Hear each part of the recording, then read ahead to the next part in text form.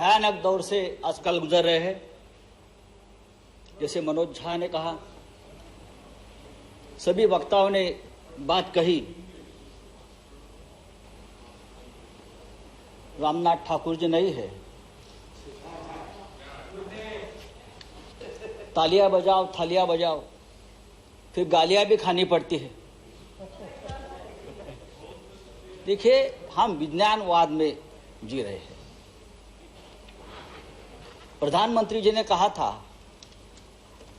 महाभारत का युद्ध 18 दिन चला और जीत गए। हमें 21 दिन चाहिए कोरोना का युद्ध जीतने के लिए। और कितने 21 दिन चाहिए, मैं ये सवाल हमारे नए हेल्थ मिनिस्टर से पूछना चाहता हूं। इसलिए कि एक युद्ध में, 2 साल के युद्ध में एक हेल्थ मिनिस्टर का तो बलि का बकरा बना दिया। अब हम आपसे उम्मीद करते हैं, ये कोई राजनीति का विषय नहीं है, ये कोई श्रेयवाद की लड़ाई नहीं है, ये कोई जुमलेबाजी का विषय नहीं है, ये एक राष्ट्रीय आपत्ति है। और हम सब लोग, चाहे देश हो, चाहे राज्य हो, चाहे गांव हो, हम सब इस राष्ट्रीय आपत्ति से अपने अपने स्तर पर लड़ रहे हैं। हम सभी ने यहां जो बैठे, हम सभी ने इस काल में किसी ने किसी को, नजदीक व्यक्ति को खोया है, चाहे परिवार में हो, चाहे मित्र हो, चाहे यहाँ के हमारे साथी हो। यहाँ राजू सातव जी, अहमद पटेल जी, महापात्रा जी, सुरेश आंगड़ी जी, वहाँ लोकसभा में एक्स मेंबर्स, सभी को हमने खोया है। और तकलीफ है, राजू सातव तो 2 दिन पहले हमसे बात कर रहे थे हॉस्पिटल से, वीडियो कॉल पे 2 दिन पहले हमसे बात की उसने।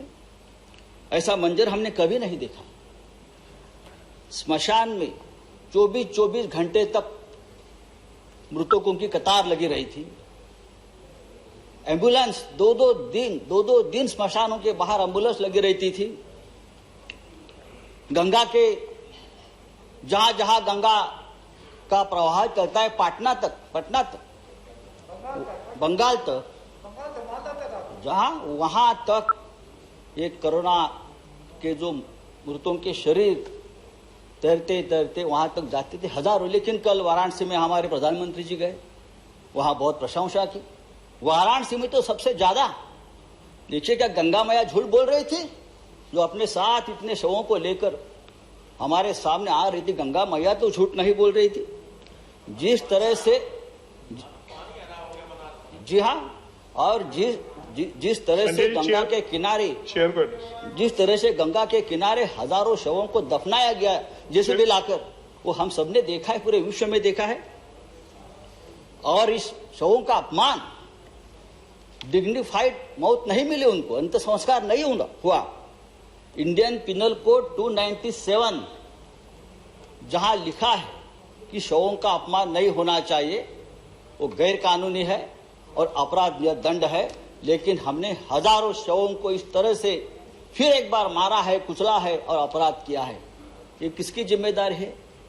मैं किसी एक व्यक्ति को, एक सरकार को दोष नहीं देता हूं। बात सिस्टम की है और सिस्टम के पीछे जो व्यक्ति है उनके बारे में है। लेकिन सरकार से हमारा सवाल है कि आप आंकड़ा क्यों छुपा रहे हो? कितने लोग हमसे बिछड़ गए, आप बताइए, सही आंकड़ा बताइए।